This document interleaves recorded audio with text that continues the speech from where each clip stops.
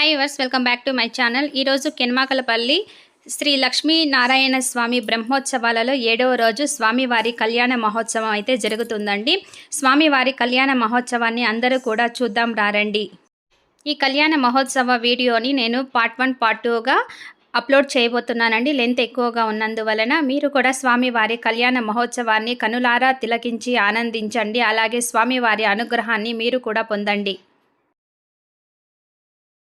మనకి ఎట్లుంటుందో ఏమో చెప్పనని ఆ ఒక్క అమ్మాయి తల్లిదండ్రులు పనితరాలు ఎలా ఉంది, పనితరాలు ఇంకా అమ్మ పక్క ఎట్లుంది, నాన్న పక్క ఎట్లుంది అని చెప్పేసి వాళ్ళు కూడా యోచన చేసి పెద్దవాళ్ళు కళ్యాణాలు చేస్తా ఉంది.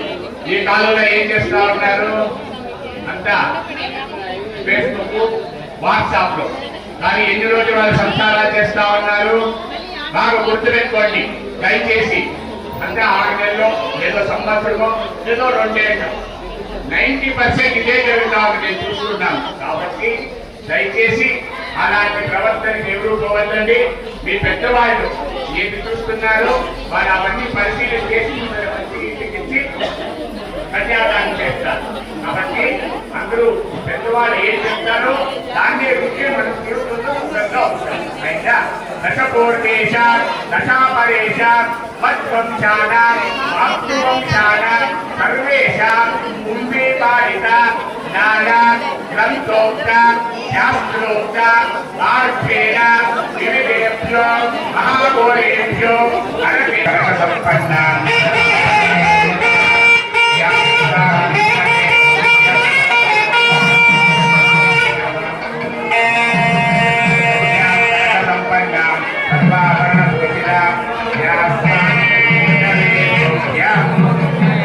మకర రాసోజాతాయ శ్రీ లక్ష్మీనారాయణ స్వామి అత్యంత సౌందర్యవతి రేవతి నక్షత్రం మీనరాసోజాత ఇమా శ్రీ భూదేవి నామ్ని ఇమాం కన్యాం కన్యాకరక సంపన్న సర్వాభరణ భూషిత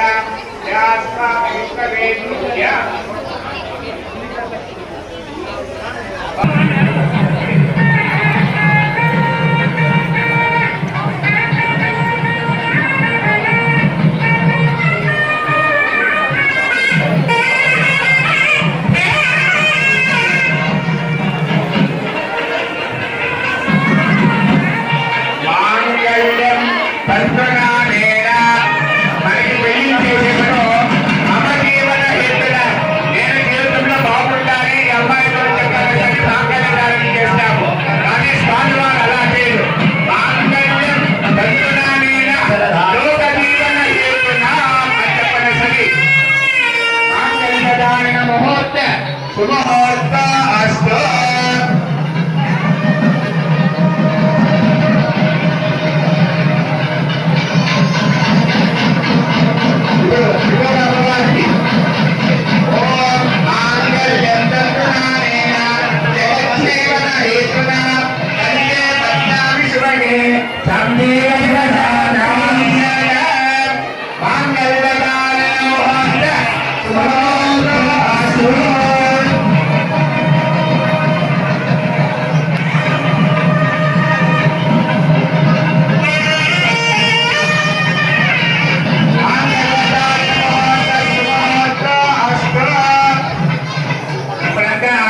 విద్యార్థులకి చిన్నోళ్ళకి మీరు బాగుండాలని చెప్పేసి ఆయన సంచారం చేసుకొని గాయత్రి జపం చేస్తూ ఉండాలి.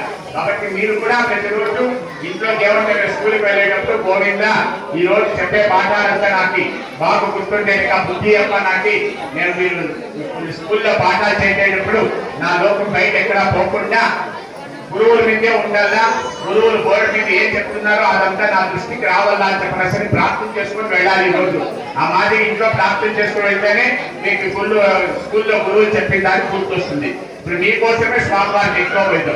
ఇదం విచక్రమే పదం సమోహస్య ఎక్కువ